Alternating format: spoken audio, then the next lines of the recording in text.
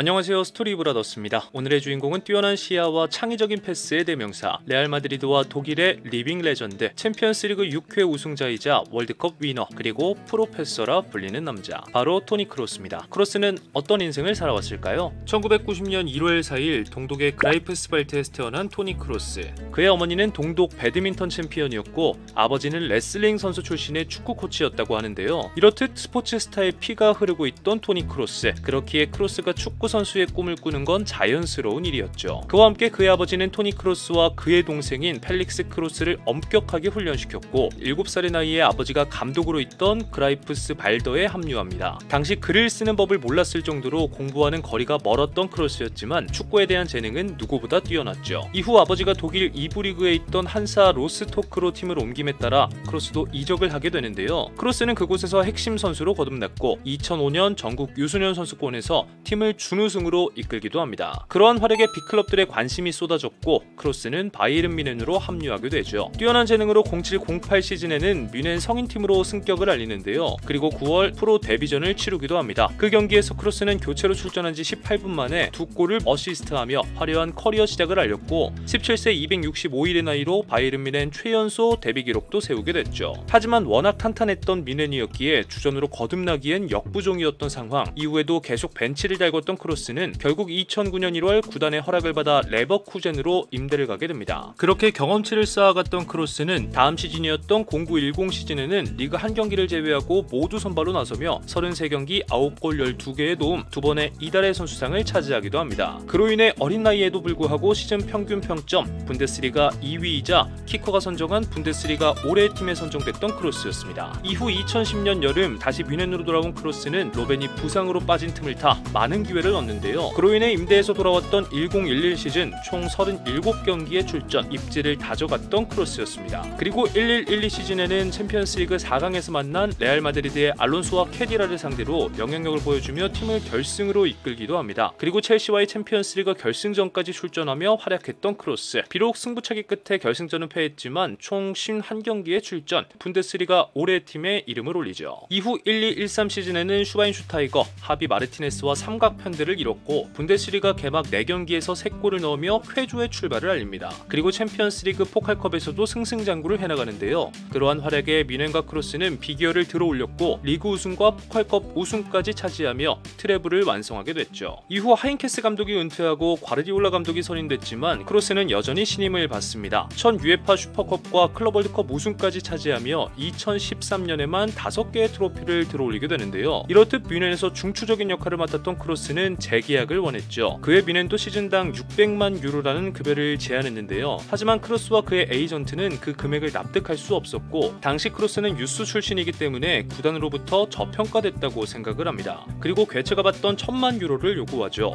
하지만 뮌헨은 크로스에게 정상급 선수가 아니라며 임금 인상 불가라는 통보를 했고 이에 자존심이 상한 크로스는 팀을 떠나기로 결정합니다. 그 소식을 들은 맨체스터 유나이티드는 크로스에게 강력한 러브콜을 보냈는데요. 크로스도 이에 동의하며 사인만 하면 됐던 상황. 하지만 그를 원했던 모에스 감독이 경질됐고 파날 감독이 합류하면서 상황이 완전히 뒤바뀌었죠. 그리고 그 틈을 노린 레알 마드리드의 안첼로티 감독은 그에게 연락을 취했고 크로스는 그렇게 레알 마드리드에 합류하게 됩니다. 그렇게 레알에 합류하기 전 맞이했던 2014 브라질 월드컵. 크로스와 독일은 예선부터 엄청난 화력을 보여주며 기세를 이어갔는데요. 특히 개막전이었던 포르투갈전에서는 11.4km, 양팀 합쳐 가장 많은 활동량을 보여주며 팀을 4대0 대승으로 이끌었죠. 또 8강에서는 프랑스를 상대로 1대0 승리를 거두며 강자들을 무너뜨려 갔고 브라질과의 4강전에서는 전반 24분과 26분, 2분 만에 2골을 기록하며 강력한 우승 후보였던 브라질을 7대1로 무너뜨리기도 합니다. 그리고 결승에서 만난 아르헨티나를 상대로도 선발로 나서며 팀을 이끌었고 그렇게 커리어 첫 월드컵 우승을 차지하게 됐죠. 공로를 인정받은 크로스는 골든볼 10인에 이름을 올렸고 월드컵 공식 통계기관에서는 그를 2014년 최고의 선수로 뽑기도 합니다. 그렇게 완벽한 여름을 보낸 크로스는 레알 마드리드에 합류해 8천여 명의 팬들 앞에서 레알은 바이에른 뮌헨보다 한 수 위의 팀이라고 밝히며 기대를 키워갔는데요. 그렇게 하메스 로드리게스, 루카 모드리치와 중원을 이뤘던 크로스는 첫 12경기에서 무려 94%의 패스 성공률을 보여주며 레알 마드리드가 달성한 22연승의 핵심이 됩니다. 그리고 피프로 베스트 11 UEFA 올해의 팀에 선정되기도 했죠. 하지만 그 시즌 레알은 리그와 챔피언스리그, 코파델레이 모두 트로피를 들어올리는데 실패했고 베니테즈를 거쳐 지단이 왔지만 언제나 그랬듯 크로스는 어떤 감독 밑에서도 중용을 받습니다. 이에 지단은 그에게 레알 마드리드의 완벽한 선수라는 극찬을 했고 흠잡을 데 없는 활약을 선보인 크로스는 아틀레티코 마드리드와의 챔피언스리그 결승전에서도 맹활약을 펼치며 자신의 커리어 두 번째 챔피언스리그 우승이자 두 개의 클럽에서 챔피언스리그를 우승한 최초의 독일인이 됩니다. 이후 레알 마드리드 소속 100번째 출전을 알리며 성공 가도를 이어갔던 크로스, 4월 챔피언스리그 8강에서 만난 친정팀 뮌헨을 상대로 자비 없는 경기력을 보여주며 패스 성공률 무려 97.4%, 턴오버 0회, 키패스 2회라는 엄청난 스탯을 만들어냈고 유럽 5대 리그 통틀어 패스 횟수와 패스 성공률 모두 최고의 수치를 보여주며 레알 마드리드와 재계약에 성공하게 되죠. 그로 인해 역대 최고의 연봉을 받는 독일 선수가 됩니다. 그와 함께 크로스, 카세미로, 모드리치의 크카모 조합은 리그를 넘어 유럽 무대를 휩쓸었고 38라운드 말라가전에서도 중원을 압도하며 레알 입단 이후 처음으로 리그 우승도 맛보게 됩니다. 그리고 챔피언스리그 결승전 유벤투스를 상대로는 모드리치, 카세미로와 함께 유벤투스 중원진을 완전히 장악했고 2년 연속 챔피언스리그 우승이자 비기어를 3번 들어올린 최초의 독일인이 됐죠. 이렇듯 엄청난 시즌을 보냈던 토니 크로스, 시즌 후 92.2%의 패스 성공률, 공식 대회 도합 키패스 무려 132회, 최고의 스탯까지 보여줬던 크로스였습니다. 또 팀 내에서 가장 많은 출전 시간을 기록하며 철광왕의 모습도 보여줬는데요. 그로 인해 호날두와 함께 레알 마드리드 핵심 중 핵심이 되었죠. 이후 17-18 시즌 맨체스터 유나이티드와의 UEFA 슈퍼컵에서는 포그바를 상대로 마스터 클래스를 펼쳤고 16강에서 파리 생제르맹을 만나자 SNS에 나이스 드로우라는 발언까지 남깁니다. 하지만 이러한 자신감을 곧바로 실력으로 증명해냈던 크로스, 파리와의 경기에서는 베라티와 라비오를 상대로 압도 그 자체의 경기력을 보여줬고 65번의 패스 시도 중 64번 성공이라는 말도 안 되는 스탯을 보여주기도 합니다. 그리고 리버풀을 상대한 챔피언스리그 결승전에서는 또 한 번의 우승을 차지 개인 커리어 4번째 챔피언스리그 우승을 완성하게 됐죠. 이후 최고의 폼과 함께 야심차게 출발했던 2018 러시아 월드컵, 하지만 조별리그 최종전에서 우리나라에게 2대0 패배를 하며 쓴맛을 보게 됐는데요. 월드컵 우승팀에서 조별리그 탈락팀이라는 수모를 겪어야 했지만 오히려 조기 탈락에 프리시즌부터 몸을 알차게 가꿨던 크로스였습니다. 이후 부임한 로페테기 감독 밑에서는 리그 첫 2경기 동안 226개의 패스 중 220개를 성공하며 97.34%의 패스 성공이라는 대기록을 만들어냈고 클럽 월드컵 결승전에서는 아라인을 상대로 개인 커리어 22번째 우승과 함께 클럽 월드컵 5번째 우승을 완성합니다. 그렇게 언제나 꾸준한 활약을 보여줬던 크로스는 챔피언스리그 갈라타사라이를 상대로 챔피언스리그 100번째 경기에 출전, 직접 결승골을 기록하며 축포를 터뜨립니다. 이후 코로나로 리그가 잠시 중단됐지만 재개 이후 여전한 폼을 보여주며 팀을 10연승으로 이끌었고 또 한 번의 라리가 우승을 차지하게 됐죠. 이후 2021 시즌 크로스는 레알 소속 300번째 경기를 치렀고 챔피언스리그 16강 아탈란타와의 경기에서는 레알 소속 308번째 경기에 나서며 독일인 최다 출전자인 슈틸리케와 어깨를 나란히 하는데요. 4월 바르셀로나와의 엘 클라시코에서는 프리킥 득점을 기록하며 그토록 기다렸던 엘 클라시코 첫 골을 챔피언스리그에서 만난 클롭 감독으로부터는 독일 역사상 최고의 재능이다라는 극찬까지 받게 됩니다. 하지만 크로스에게도 시련이 찾아오는데요.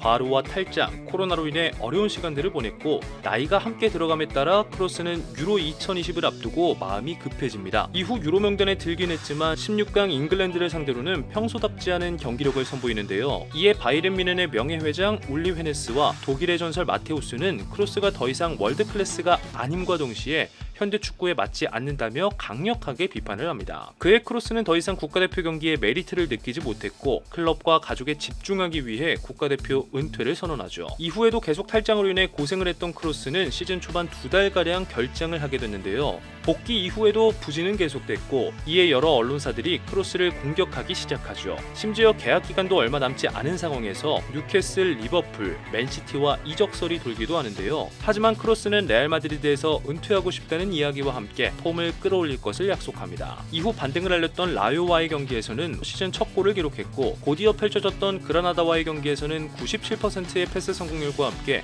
무려 4번의 기회 창출, 2번의 어시스트를 기록하며 다시 한번 부활을 알리죠. 그리고 수페르코파 대 에스파냐 준결승에서 만난 바르셀로나를 상대로 리커버리 6회와 3번의 태클 성공, 97%의 엄청난 패스 성공률을 보여주며 팀을 결승으로 이끄는데요. 결국 결승에서는 빌바오를 상대로 트로피를 들어올리게 됐죠. 이렇듯 레알 마드리드의 크카모 조합은 함께 늙어갔지만 여전히 리그 최고의 중원진다운 모습을 보여줬고 다시 리그 우승을 차지하게 됩니다. 그리고 챔피언스리그 결승전 리버풀을 상대로는 자신의 커리어 5번째 빅이어를 들어올리기도 했죠. 이후 22-23 시즌 크카모 조합의 마지막 경기였던 UEFA 슈퍼컵 결승전에서는 우승과 함께 카세미로에게 아름다운 이별을 안겨주는데요. 이처럼 이들의 시대도 저무는 듯 했으나 9월 벤제마와 모드리치가 빠진 경기에서는 첫 레알 마드리드 주장 완장을 찾고 10월 엘클라시코에서는 250번째 라리가 출전을 하며 건재함을 알립니다. 이후 5월 오사수나를 상대한 코파델레이 결승전에서는 자신의 커리어 첫 코파델레이 우승까지 차지하며 레알 마드리드와 1년 재계약을 맺게 됐죠. 이후에도 나이에 맞지 않게 꾸준한 활약을 보였던 크로스는